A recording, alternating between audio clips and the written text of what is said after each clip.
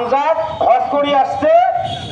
আমজাদ কইছে আমি হজ করি আসছি, আমার শরীরটা ভালো নাই, তুই এনে জমজমের পানি আর খেজুর গুলো মাই সব বিতরণ করতো। সবাই কইছে কি খবর হাজি সাহেব কখন আইলেন হজ করিয়া? সংগ্রামী সাথী ও বন্ধুগণ, আমি কথাটা বললাম এইখানে একটু থাকেন, একটা জিনিস আপনাদেরকে স্পষ্ট করি। আমরা পেশ করব হাফেজ মাজহারুল ইসলাম, যুগ্ম মহাসচিব জামায়াতে ইসলাম বাংলাদেশ নীলফামারী জেলা শাখা। টুপিটা ঠিক করে। আসসালামু আলাইকুম ওয়া রাহমাতুল্লাহ। আলহামদুলিল্লাহি রাব্বিল আলামিন ওয়াস সালাতু ওয়াস সালামু আলা রাসূলিহিল আমিন। জমিয়তুল উলামা ইসলাম বাংলাদেশের উদ্যোগে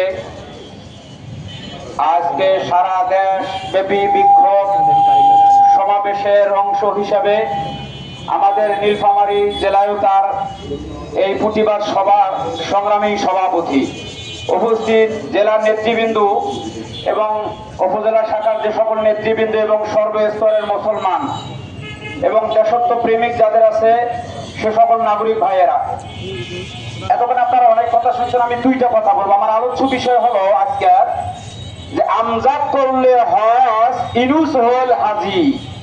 কি বুঝছেন?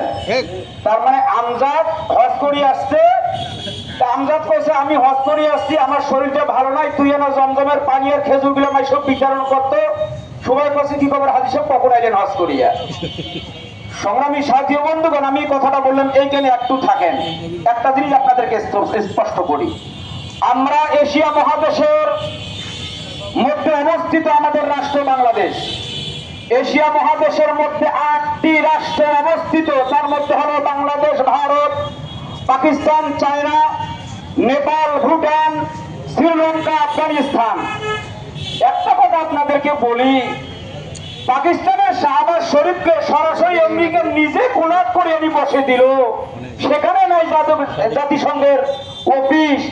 ভারতের দিনে হাজার হাজার মানুষ নির্যাতন নিপীড়নের শিকার, সেখানে নাই অফিস।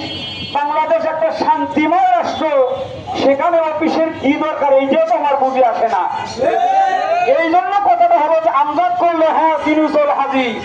বিগত 16 বছরে আওয়ামী লীগকে এদেশ থেকে বিতাড়িত করার জন্য এদেশের জমিয়তুল উলামা ইসলাম বাংলাদেশ ধারাবাহিকভাবে সকল কর্মসূচির অংশ হিসেবে যুদ্ধপথ আন্দোলনকারী নেতৃত্বদানকারী হিসেবে জমিয়তের ভূমিকা ছিল।